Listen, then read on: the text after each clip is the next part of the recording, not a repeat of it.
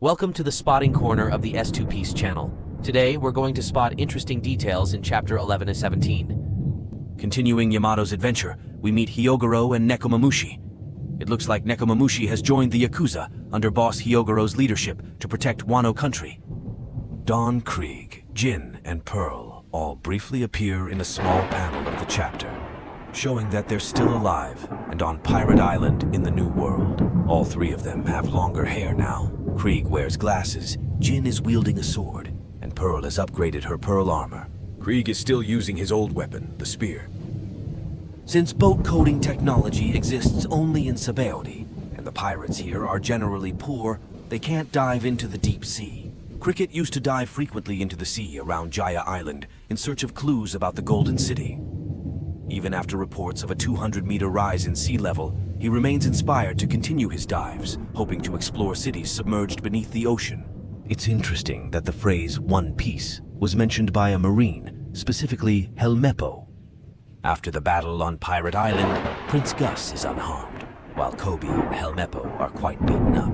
That's quite understandable since earlier, Kobe was captured and Helmeppo took the bomb for him. When Kujaku mentions captain, she's referring to X-Drake, who is the captain of Sword. It seems like the Sword team also has its own plan and intends to execute it after Vegapunk's speech. After confiding in Hawkins, X-Drake's fate was uncertain, but now he has returned safely.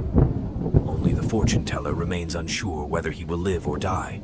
Now that Drake has returned and reunited with the other members of Sword, does this mean his long mission of pretending to be a pirate is finally over? Drake has a messenger snail with hair similar to his own style. It's been a while since I saw a smoker riding his billower bike. As revealed in SBS Volume 27, this vehicle can not only travel on land, but also underwater, utilizing Smoker's Logia ability, so there's no fear of it stalling in the middle of the sea. You won't need to take the wheel if you're alone at sea.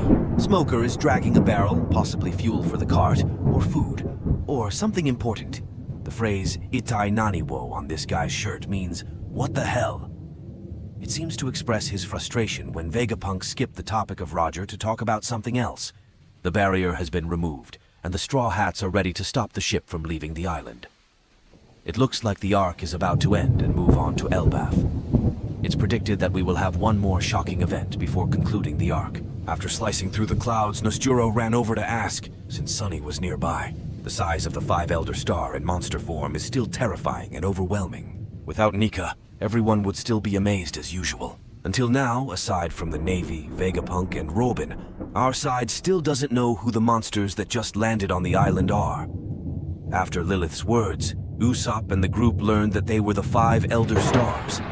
It's also unclear if they know what Five Elder Stars are. I'm not sure if it was a mistake or intentional, but author Oda changed Nusjuro's sword from a normal katana into a Shikomizue, a type of sword hidden in a stick like Fujitora's. Before that, Nusjuro's sword always had the same hilt as Kitetsu, and the hilt was also a regular katana hilt. Is this simply a mistake, or did Oda draw errors on both pages? Or is it a hidden hint that Nusjuro uses dual swords? Although they can't run as fast as Nusjuro's four legs, Jinbei and Zoro quickly teamed up to stop Nusjuro in time. It's really impressive that Jinbei, who just joined the crew, is already coordinating so well with his teammates. In general, Zoro is used to being thrown by his teammates. Jinbei used a new move called Kata Guruma, shoulder wheel, to throw Zoro and stop Nusjuro. This is the third time Zoro has used Rashomon. In the attack on Nusjuro, Zoro used different words than the ones he used to slash the train cabin. Sukhavati, or Land of Peace, is another name for the Western Pure Land. This is where Amitabha Buddha received guidance. Both Nusjuro and Zoro infused Haki into their swords, causing a powerful impact that shot out large black lightning of Haki all around. This could be a clash of conquerors' Haki, but it hasn't reached the level where their weapons can't touch or split the sky since Zoro doesn't seem to have mastered conquerors' Haki like Luffy. Zoro and Nusjuro's swords collided so hard that they caught fire. Even though he's strong, Nusjuro still had to sweat a drop of sweat when he crossed swords with Zoro, showing that Zoro is not average. According to the picture, Zoro and Nusjuro both say Kitetsu, which means they were both surprised to see their opponent using a Kitetsu sword. Zoro is using the Sandai Kitetsu, third Kitetsu, since the Nidai Kitetsu, second Kitetsu, is in Wano.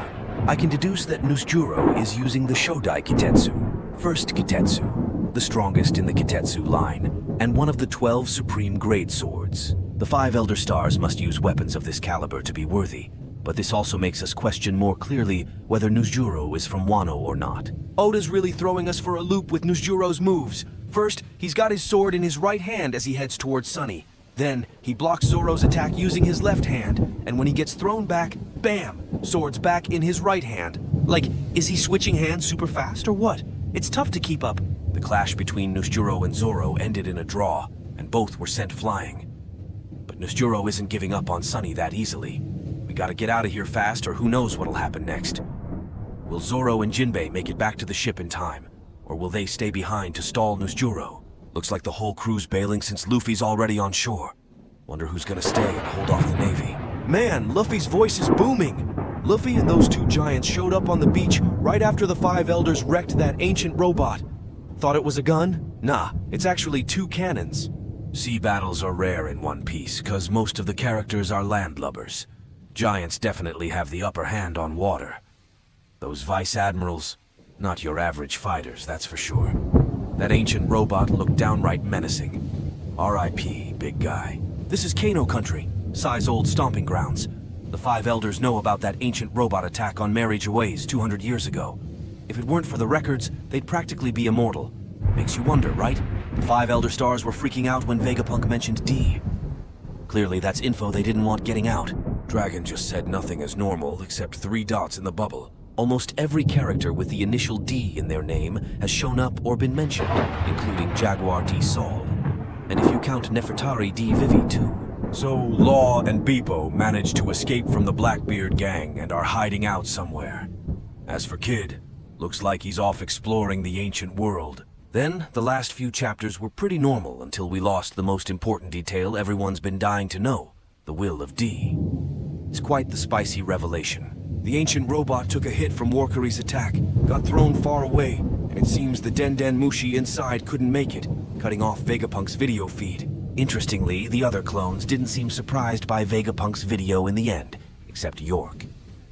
Maybe they're all synced up with Stella somehow. If any clone manages to escape Egghead with the Straw Hats, they could spill all the beans. Whether the crew, especially Robin, wants to hear it or not is another story. The last word Vegapunk said before the video cut off was Mo, which is also the chapter title this week. It's such a loaded word, you can't even guess what he was going to say. Morgan were laughing like crazy when the broadcast got cut off. The letter D got mentioned publicly for the first time, and since only a few people have it, it's still a pretty confusing piece of information.